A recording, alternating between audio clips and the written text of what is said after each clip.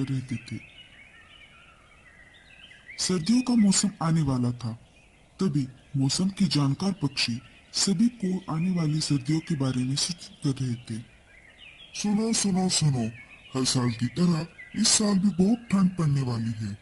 पर इस साल पिछली ठंड से बहुत ज्यादा ठंड पड़ेगी। आप अपने अपने रहने खाने की तैयारी कर लें। सारे पक्षियों ने सूचना पक्षी को सुनकर अनसुना कर दिया। पर लाडो चिड़िया आने वाली ठंड को लेकर चिंतित हो गई।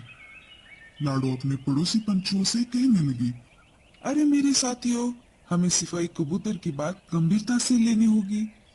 हमें अपने घोंसले पक्के कर लेने चाहिए। अरे अरे लाडो, ऐसी कोई बात नहीं है।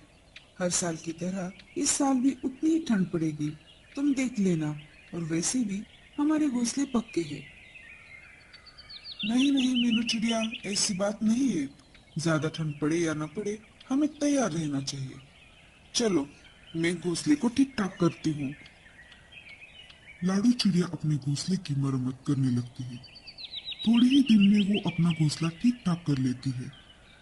चलो, अब मैंने अपना घोंसला तो ठीक कर लिया है। अगर ज्यादा ठंड भी पड़ जाए तो भी मुझे कोई भारी नुकसान नहीं झेलना पड़ेगा। अब मुझे सर्दियों के लिए दाना इकट्ठा कर लेना चाहिए। ऐसा कहकर लाडू दाना इकट्ठा करने चल पड़ती है। रास्ते में उसे कालू कौवा दिखाई देता है।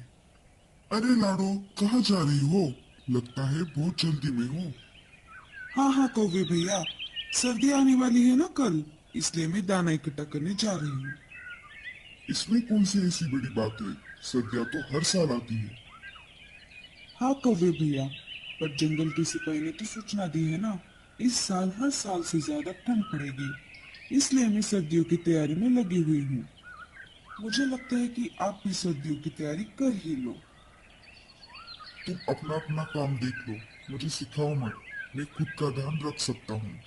ठीक है, मैं तो बस आपको सूचित कर रही थी, बाकी आपकी मर्जी। ऐसा कहकर लाडू चिड़िया वहां से चली जाती है। कुछ दिन गुजर गए। वैसा ही हुआ जैसा सिपाही बोलकर गया था। इतनी ठंड पड़ गई कि नदी का पानी भी जगह पर जम गया। सारे पेड़ पौधे पर बर्फ जम गई। अच्छा हुआ मैंने घोंसले की तैयारी कर ही ली, वरना मुझे भी ठंड में बाहर रहना पड़ जाता। लाडो अपने घर में मजे से बैठी थी। तभी बाहर से दरवाजे पर ठक ठक की आवाज आने लगी।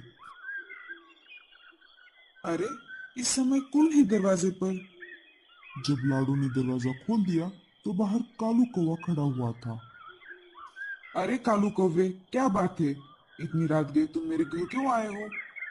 तुमसे ही कहती थी लाडो, मैंने तुम्हारी बात मजाक में ले ली। इस साल ठंड तो बहुत ज्यादा है। तुम आज के लिए बस मुझे तुम्हारे घर पर सहारा दे दो। मैं कल ही मेरा घोंसला बना लूंगा। ठीक है कौवे भैया, बस आज के लिए मैं तुम्हें रहने दे रही हूँ, पर कल तुम्हें अपना घोंसला ठीक करना होगा। हाँ हाँ, मैं कल तुम्हें परेशान नहीं करूंगा।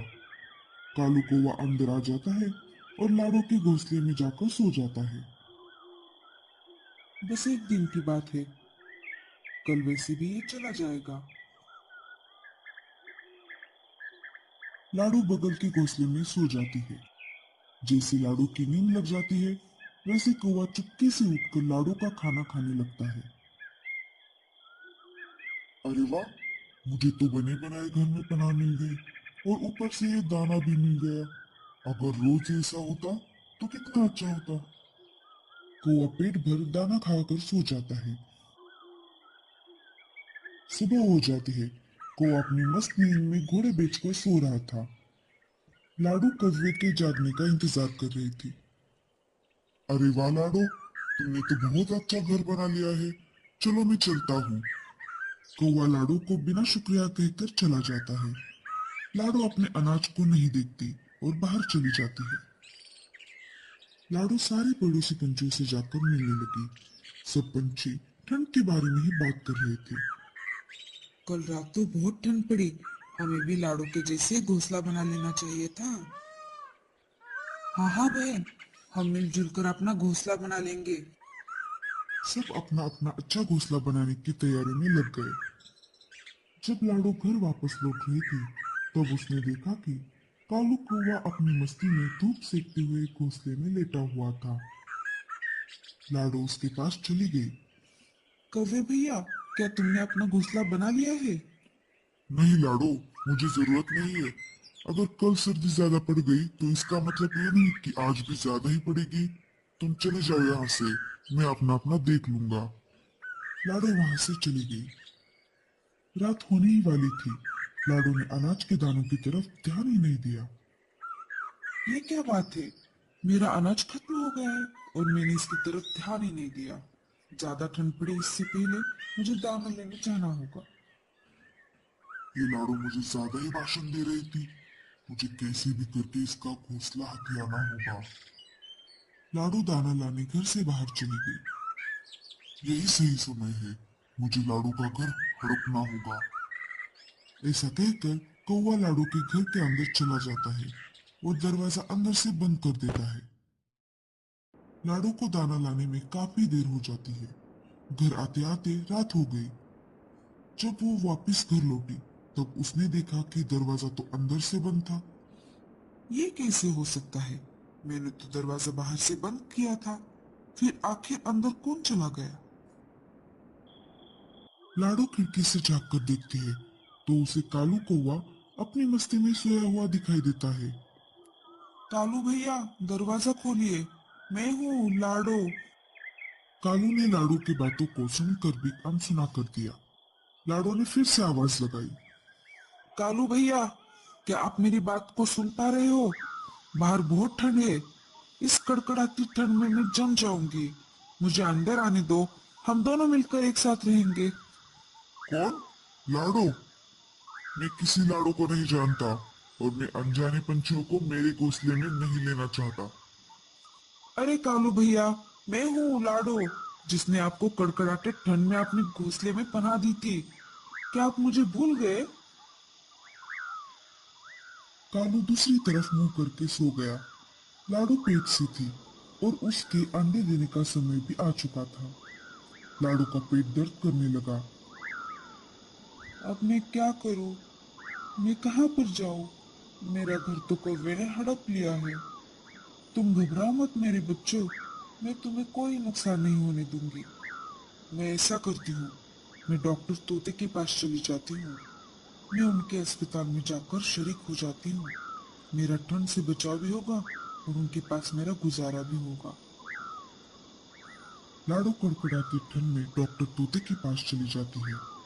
लाडो डॉक्टर तोते के घर के बाहर आ जाती है और घर का दरवाजा खटखटाती है।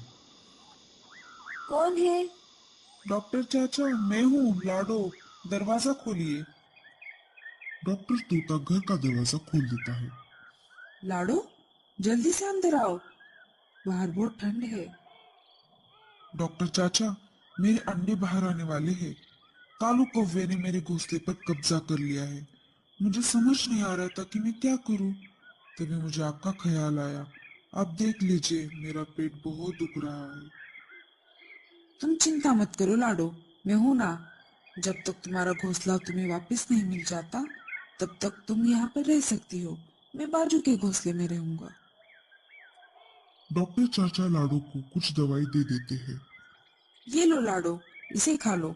सुबह तक तुम्हारे अंडे निकल आएंगे। मैं यहीं पर हूँ, पास वाले घोंसले में। कुछ जरूरत पड़ी तो मुझे आवाज लगाना। इधर ठंड के कारण एक हाथी पागल हो जाता है। फिर वो हर एक पेड़ पर अपना सिर पटक रहा था। कालू कौवा अपने मजे में सो रहा था। तभी पागल हाथी ने उसके पेड़ पर जोर से सिर मार दिया। वैसे ही घोंसला जोर जोर से हिलने लगा। कालू कौवा डर गया। अरे ये क्या हो रहा है? मुझे लगता है भूकंप है। कालू कौवे ने कुछ करने से पहले ही हाथी ने एक और बार अपना सिर पेड़ पर पटक दिया। वैसे ही घोंसला नीचे गिरकर टूट गया। नीचे गिरने की वजह से कालू कौवे के पंख टूट गए और वो ठंड में बाहर आ गया। ज्यादा ठंड कालू को बर्दाश्त नहीं हुई। वो ठंड के मारे वहीं पर जम गया। इस कहानी से हमें ये संदेश मिलता है कि बुरे समय में जिसने भी हमारी मदद की है, उसके साथ हमेशा अच्छा बर्ताव करना चाहिए और उसके बुरे समय में उसकी मदद करनी चाहिए।